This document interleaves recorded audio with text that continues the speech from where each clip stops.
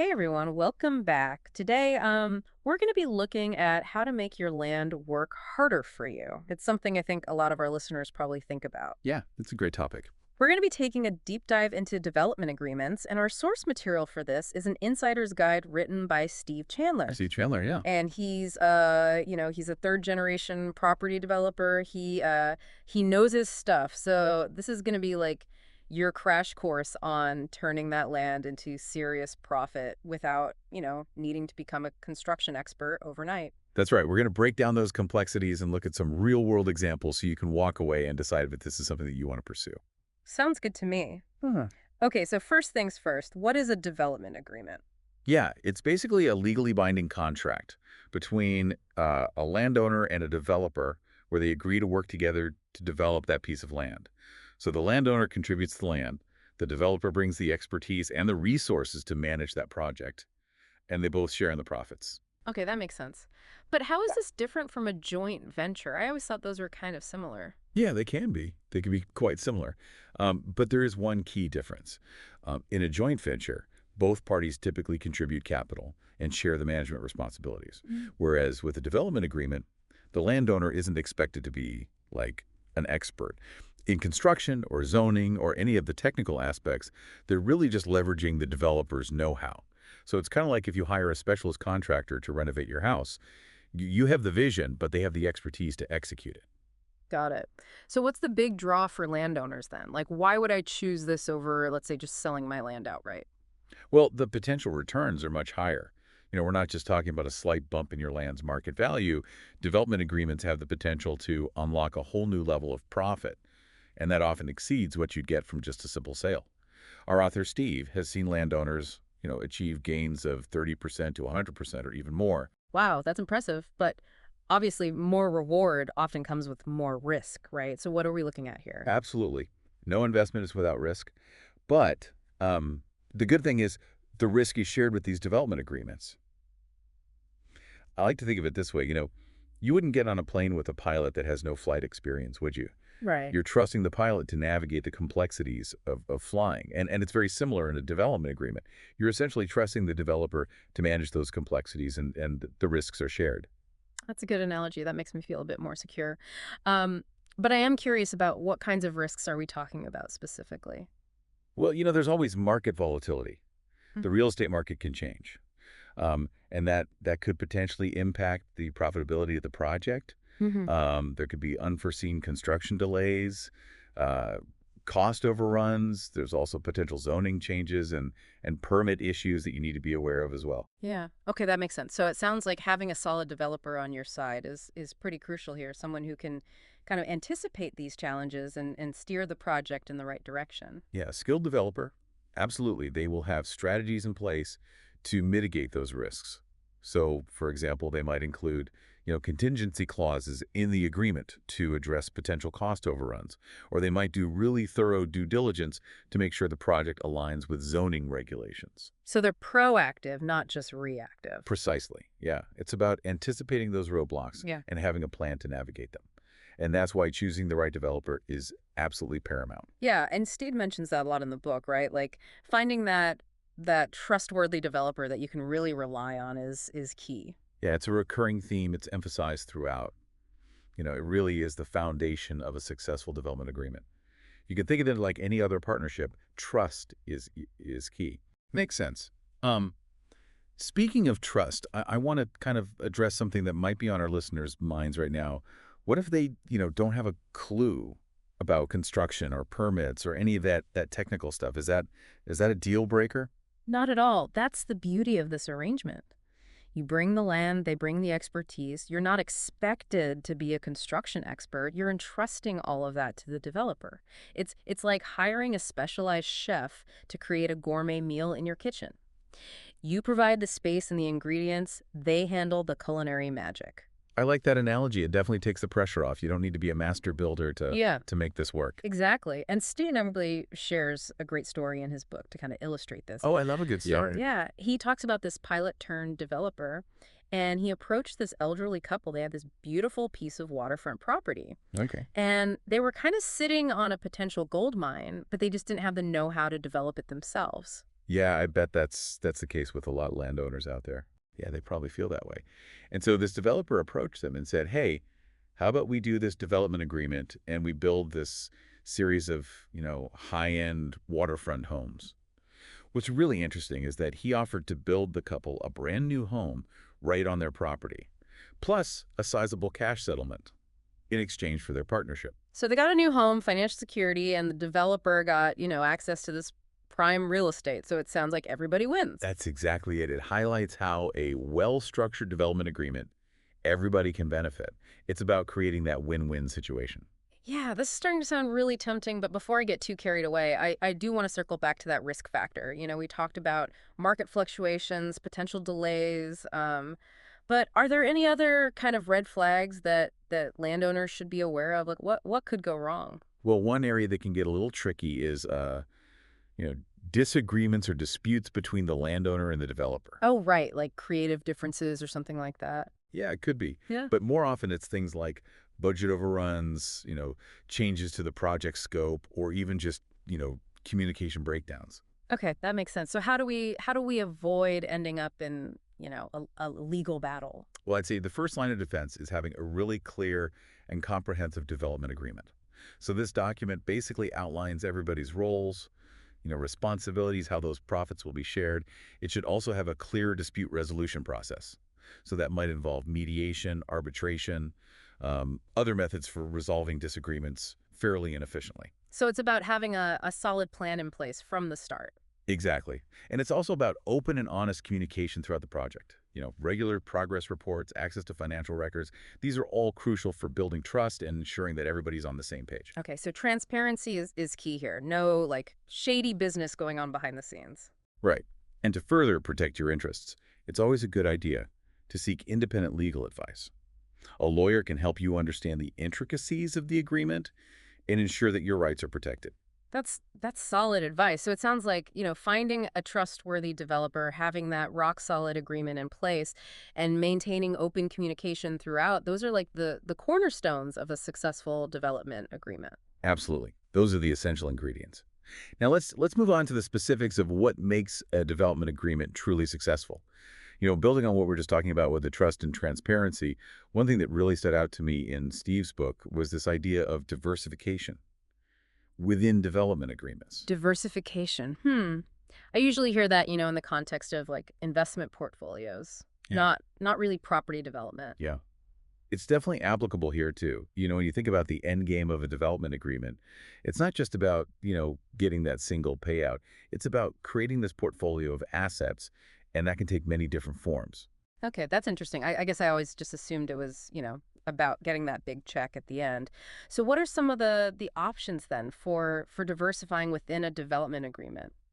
Well, you can choose to take your profits in cash, just like you mentioned, or you can reinvest those profits into other ventures, maybe even another development project. But here's where it gets really interesting. You can also opt for what's called retained assets. Retained assets. That sounds kind of intriguing, but I'm not quite sure what that means in this context. Sure. It means that instead of taking all of your profit in cash, you could actually become the owner of one or more of the newly developed properties. Yeah. So it's like getting a piece of the action, so to speak. Wait, so I could end up with like a brand new condo or a retail space or even a whole building as part of my profit. Exactly. Think about the possibilities there. You could have a beautiful new property Yeah. and a potential stream of rental income if you choose to lease it out. So it's a great way to build long-term wealth and diversify your portfolio beyond just cash. Yeah, I'm starting to see how this could be a real game changer. But I imagine, the specifics of what you retain, how much it's worth, all of that really depends on the scale of the project and the terms that you negotiate in the agreement, right? Absolutely. Every development agreement is unique. It's tailored to the specific project and the goals of everyone involved. And that's why having those open lines of communication and a solid agreement is so important. It's like building a custom suit. You need to make sure it fits your needs perfectly. But beyond the financial side, what are some of the other key ingredients then for success? I know Steve mentions this idea of a strong governance structure, but what does that actually mean in practice? Well, it's all about setting clear expectations and processes for how decisions are made and how the project is managed. So think of it as, like creating this mini board of directors for your development project. Okay. You and the developer work together to establish clear roles and responsibilities, Hmm. communication protocols, and a system for monitoring progress. So it's not just like a hands-off investment where you sit back and wait for the profits to roll in. Not exactly. The level of involvement can vary depending on the agreement, but Steve is a big advocate for active participation from the landowner. He believes that regular monitoring and reporting and open dialogue are essential for a successful outcome.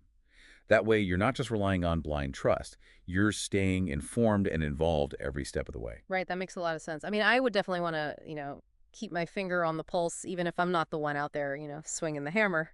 But let's be realistic. Even with the best planning and communication, conflicts can happen. So, what are some strategies for navigating those tricky situations? Well, like we discussed earlier, having a clear dispute resolution process outlined in the agreement is crucial. So that might involve mediation, where a neutral third party helps facilitate a solution, or arbitration, which is kind of like a mini trial. But the key is to have a predetermined mechanism for resolving disagreements fairly and efficiently, without having to resort to lengthy and expensive court battles. So, we're not just kind of throwing darts at a board and hoping for the best. Definitely not.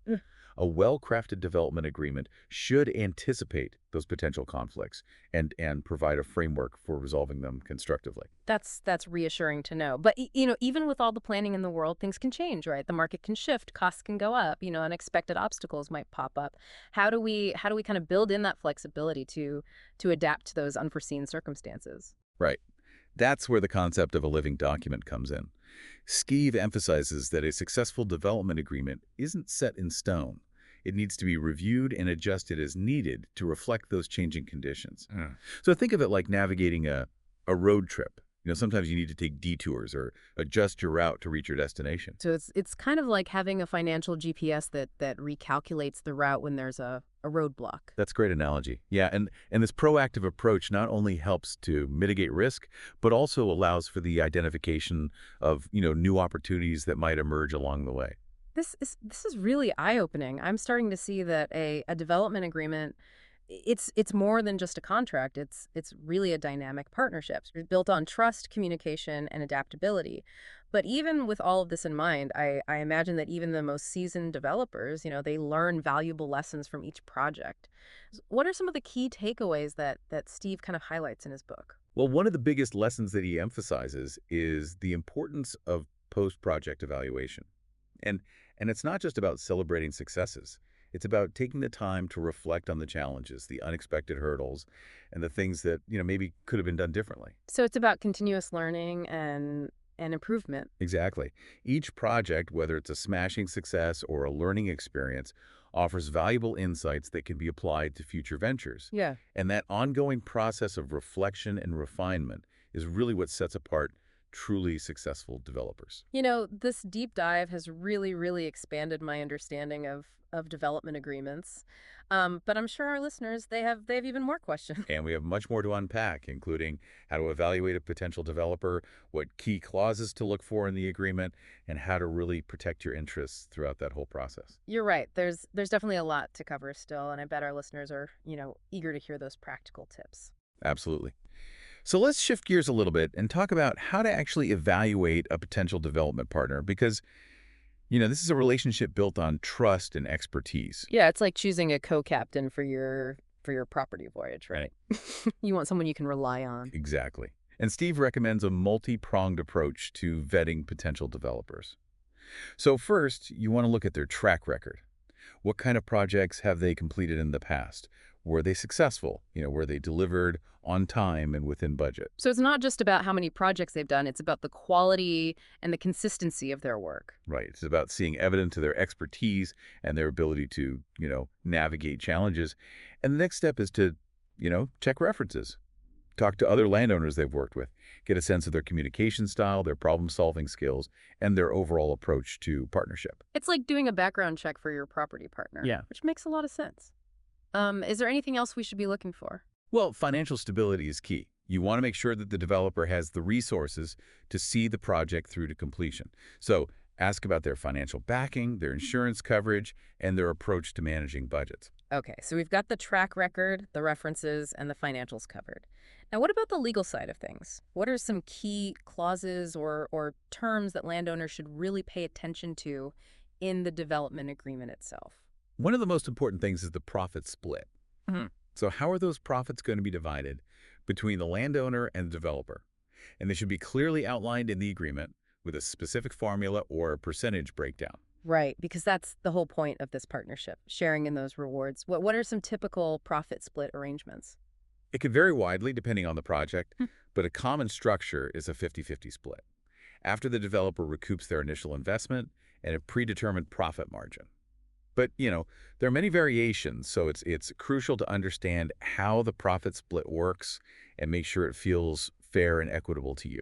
Makes sense. Are there any other clauses that Steve highlights as being particularly important for landowners to watch out for? Yeah, he emphasizes the importance of uh, a clear definition of roles and responsibilities. So the agreement should spell out exactly what each party is responsible for.